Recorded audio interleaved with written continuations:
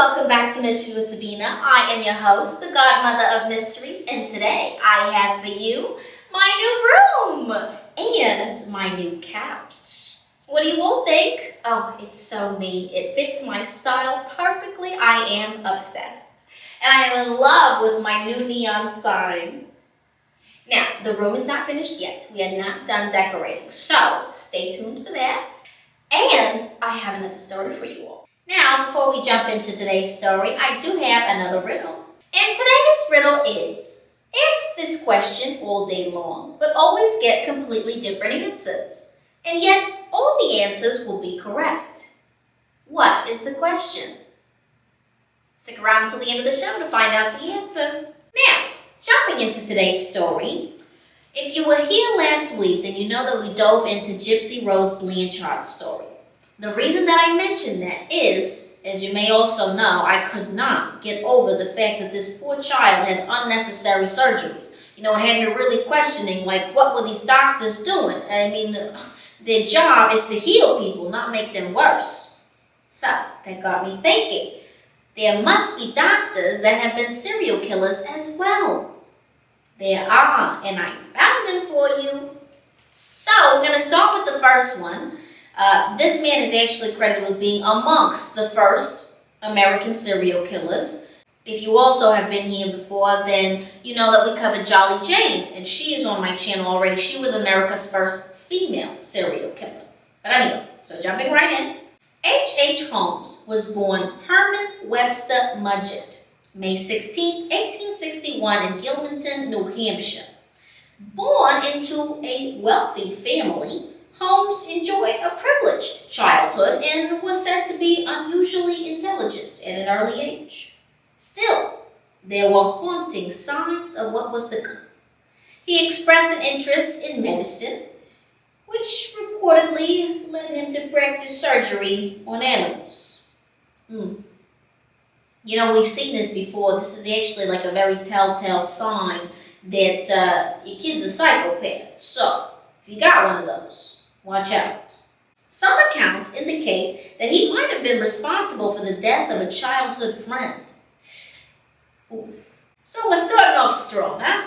Holmes' life of crime began with various frauds and scams. As a mediocre medical student at the University of Michigan, he stole corpses and used them to make false insurance claims. Wow, alrighty then. You know, that's just gross. But you know what I don't know. This was a long time ago, right? This is the 1800s. But, you know, can you imagine just being like, hey, you done with that? You know, because I could really use that so I could go file an insurance claim. And then furthermore, I mean, what did he actually do with the corpses, right? Did he, like, wheel them into the insurance office and be like, hey, look, I got a dead body that I'm here to collect? It's kind of crazy, right? Holmes might have used the bodies for experiments as well. In 1884, he was nearly prevented from graduating when a widowed hairdresser accused him of making a false promise of marriage to her. Well, sweetheart, I think you dodged a bullet, so you should be happy. In 1885, Holmes moved to Chicago. He soon found work in a pharmacy, using his now infamous alias, Dr. Henry H. Holmes. He eventually took over the business and was later rumored to have killed its original owner. Well, I guess if you want to get promoted, that's, you know, one way of doing it. He then required his employees to carry life insurance policies naming him as the beneficiary so that he could collect the money after he killed them, of course. Golly. I mean, you know, I've heard about companies doing that, and it kind of gives me the heebie-jeebies. You know what I'm saying? I mean, I hear Walmart does that where they get insurance policies on their employees where they are the beneficiary. I mean, I know they don't care about their employees, you know, so it's just all about money, you know what I mean? But I mean, this man, he had a plan. You know what I'm saying? There was an end to it. Holmes had a 3-story building constructed nearby, creating an elaborate house of horrors. The upper floors contained his living quarters, and on the next floor there were doors that could be locked from the outside, gas jets to asphyxiate victims, soundproof rooms where he tortured and killed his victims, and a basement dissection lab. Ugh. There were also secret passages, trap doors, and chutes that enabled him to move the bodies down to the basement, where he could also burn the remains in a kiln or dispose of them in other ways. And by other ways, I mean he sold the stripped and mounted skeletons of his victims to local anatomy schools. Golly, this man was something else. I mean, he was a businessman, that's for sure. He had an appetite for murder, and he profited off of that. What a guy. During the 1893 Columbian Exposition, Holmes opened up his home as a hotel for visitors. Oh boy, I can already see where this is going. Unfortunately, many guests didn't survive in what became known as the Murder Castle. Many of these victims, no one knows for certain how many, were women who were seduced, swindled, and then killed. Holmes had a habit of getting engaged to a woman only for his fiancée to then suddenly disappear. Only, of course, after he had secured their life savings. Other victims were lured there by the offer of employment.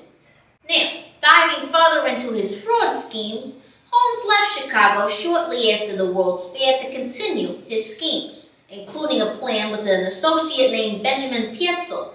They planned for Pietzel to fake his death in order to collect $10,000 from a life insurance company.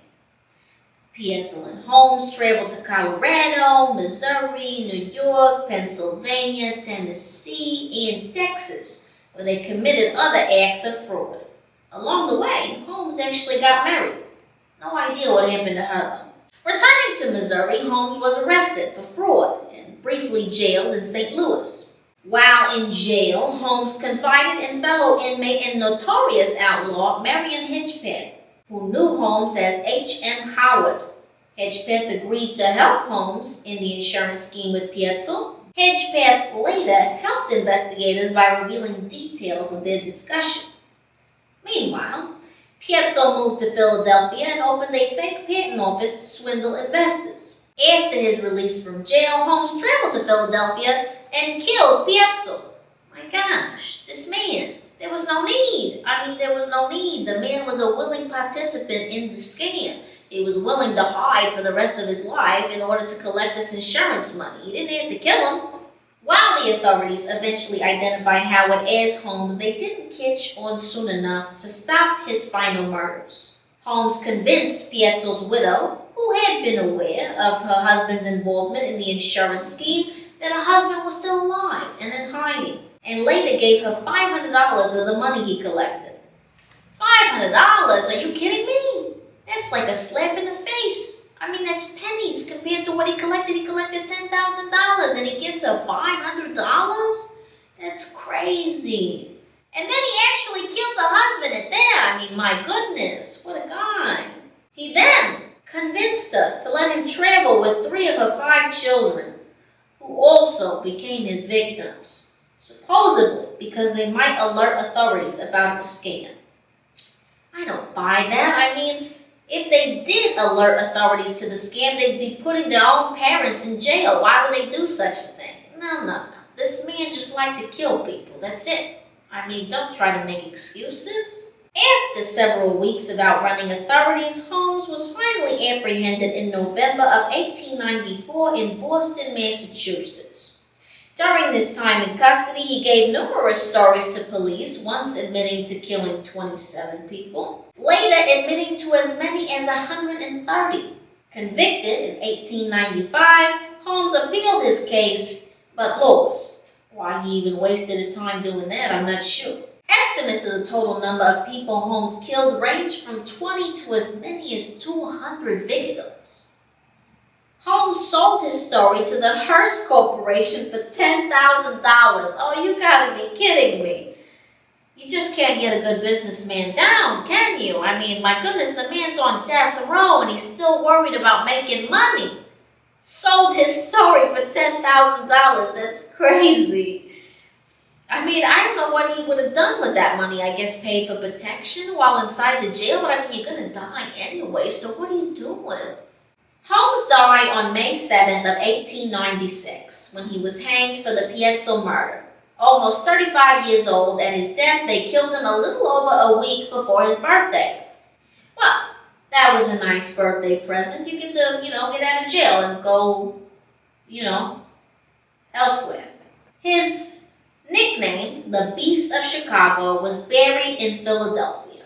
Now, Holmes' life as one of America's first serial killers has been the subject of many books and documentaries, including The Devil in the White City, which came out in 2003 by Eric Lawson. The book has been in the adaptation process for the screen for many years, and we've had a lot of big names attached to the project, like Leonardo DiCaprio, Martin Scorsese, and Keanu Reeves. The latest attempt was to create a limited series on Hulu, but the streaming service dropped the project in May of 2023. So, still no big screen debut for Mr. Holmes. I'll finish off with his famous quote. "I was born with the devil in me. I could not help the fact that I was a murderer no more than a poet can help the inspiration to sing." Well, we can at least say he was a little self-aware, right? This amazing hunger for murder that he had, and he even turned it into a business deal. It's crazy, it really is. And that, my friends, is the end of today's story. But before you go, the answer to today's riddle is, what time is it? Huh? Did you get that one? I thought that was a good one, huh? Thank you so much for joining me. Please don't forget to like, comment, and subscribe. And I'll see you all next time.